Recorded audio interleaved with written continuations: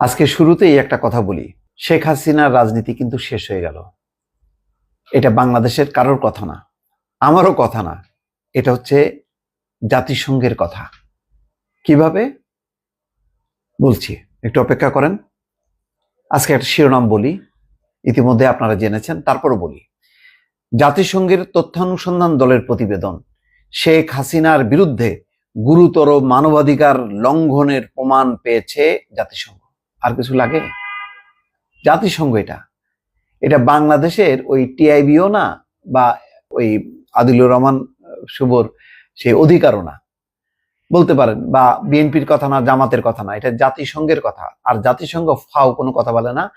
জাতিসংঘকে biased করা এটা কোনোভাবেই সম্ভব না। তাই যদি হইতো তাহলে ইসরায়েলরা ওই জাতিসংঘকে দিয়ে ফিলিস্তিনের বিরুদ্ধে প্রতিনিয়ত বক্তব্য দেওয়া তো পেরেছে এবং পারেনি, বরং নেতানিয়াহুকে আন্তর্জাতিক কাঠগড়ায় তারা দাঁড় করাইছে। তো আজকে এই কথা বলার পর বাংলাদেশের রাজনীতি করবেন শেখ হাসিনা, আওয়ামী লীগের সভানেত্রী হিসাবে, গণতন্ত্রের মানুষকন্যা, তিনবার নাকি ঐতিহাসিক নির্বাচন করেছে, যা পৃথিবীর বুকে সংগঠিত হয়নি শেখ হাসিনার অধীনে। সেই কথাগুলো এখন তাদের সমর্থকরা ভাবুক, কিছু বলবো না, অন্তত জাতিসংঘের এই রিপোর্টটা পড়ুক। কেননা এই রিপোর্টটা কেন করতে পেরেছে? ইউনূস বাধা দেয়নি, বলেছে আপনারা গণহত্যা হয়েছে কিনা আপনারা তদন্ত করুন, কারা দায়ী তদন্ত করুন। তারা তদন্ত করে বলছে আওয়ামী লীগ শুধু পুলিশ না, আরো সরকারি বাহিনী যেগুলি আছে সেই বাহিনীগুলোকেও যুক্ত করেছে, বলেছে তারা দায়ী, তাদেরকে কেন বিচারের আওতায় আনা হচ্ছে না। দেখেন, তারা পাশাপাশি এই কথাও বলেছে, তারা কিন্তু বায়াস না, তারা বলেছে ব্যক্তির যে অপরাধ তার বিচার করুন, কিন্তু বলছে যে কোনো রাজনৈতিক দল নিষিদ্ধ করা যাবে না, নির্বাচন অবাধ নিরপেক্ষ করতে হবে। এই কেন? যখন কোনো দেশে অবাধ নির্বাচন হয় না, মানুষের ভোটের অধিকার থাকে না, তখনই ফ্যাসিবাদ কায়েম হয় এবং তখনই গুম খুন মানবাধিকার লঙ্ঘন হয়।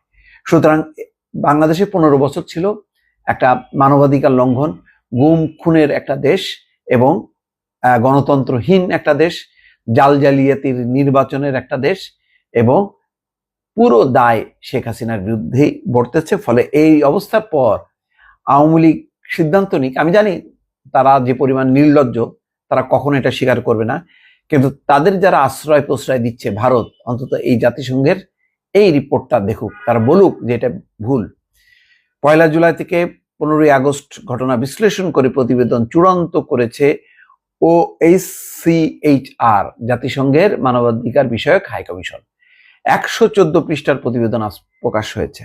এখানে আওয়ামী লীগের শীর্ষ নেতৃত্বের বিরুদ্ধে গুরুতর মানবাধিকার লঙ্ঘনের প্রমাণ পেয়েছে জাতিসংঘের তথ্যানুসন্ধান দল।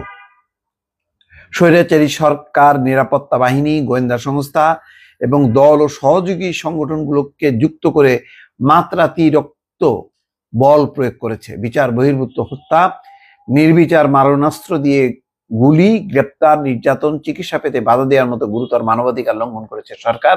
মূলত ক্ষমতা টিকিয়ে থাকতে আন্দোলনকারীদের উপর মাত্রাতিরিক্ত বল প্রয়োগে সরাসরি নির্দেশ দিয়েছিলেন তৎকালীন প্রধানমন্ত্রী শেখ হাসিনা এবং সাবেক স্বরাষ্ট্রমন্ত্রী আসাদুজ্জামান খান।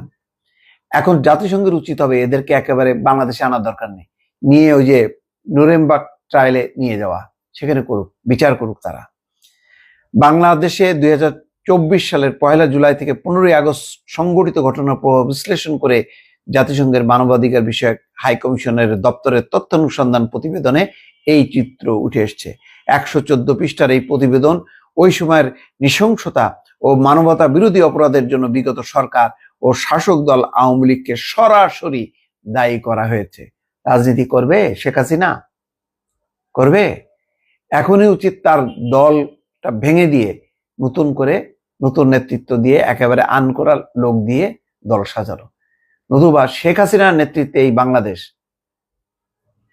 বাংলাদেশের রাজনীতি করতে পারবে না শেখ হাসিনার নেতৃত্বে। জাতিসংঘের এই তথ্যানুসন্ধান প্রতিবেদনটি আজ বুধবার জেনেভা থেকে আনুষ্ঠানিকভাবে প্রকাশ করা হয়েছে। গত মাসের শেষ সপ্তাহে জাতিসংঘের মানবাধিকার কমিশন বাংলাদেশ সরকারের কাছে প্রতিবেদন খসড়া দিয়েছিল। কোনো মতামত থাকলে তাতে যুক্ত করার জন্য সময়ের সীমা দেয় এই সংস্থা। তারা ঢাকা ছাড়াও চট্টগ্রাম, রংপুর, রাজশাহী, খুলনা, বগুড়া, সিলেট, গাজীপুর এই 8টি শহরে অনুসন্ধান চালায়।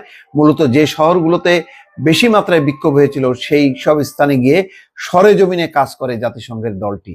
জাতিসংঘ কিন্তু বসে থাকেনি, তারা কাজ করেছে এবং তারা বলছে প্রতিবেদন তৈরিতে অভ্যুত্থানে ক্ষতিগ্রস্ত ও ঘটনার প্রবাহের সাক্ষী ব্যক্তিদের নিয়ে 230টি বেশি সাক্ষাৎকার নেওয়া হয়। এছাড়া সরকার, নিরাপত্তা বাহিনী, রাজনৈতিক ব্যক্তিদের আরো 36টি সাক্ষাৎকার নেওয়া হয়। এই 36 জনের মধ্যে সরকারের সাবেক ও বর্তমান কর্মকর্তারাও আছেন, যারা ওই সময় ঘটনা প্রবাহ সম্পর্কে অবগত ছিলেন। র্যাবকে এবং এনসিটিএমসিকে, ওই যে জেনারেল জিয়াউল লম্বা লম্বা কথা বলে না হাত উঁচু করে, ওই সংস্থা বিলুপ্ত করার কথা বলছে। অবাধ নির্বাচনের জন্য সহায়ক পরিবেশ নিশ্চিত করতে বলছে। রাজনৈতিক দলকে নিষিদ্ধ না করার জন্য বলছে, অর্থাৎ দল নিষিদ্ধ করা যাবে না, তাহলে আবার আরেকটা অপরাধ সংগঠিত হবে। সুতরাং দল থাকবে, ব্যক্তি থাকবে না। যারা অপরাধ করেছে সেই দল ব্যক্তিগুলির রাজনীতি নিষিদ্ধ করতে হবে।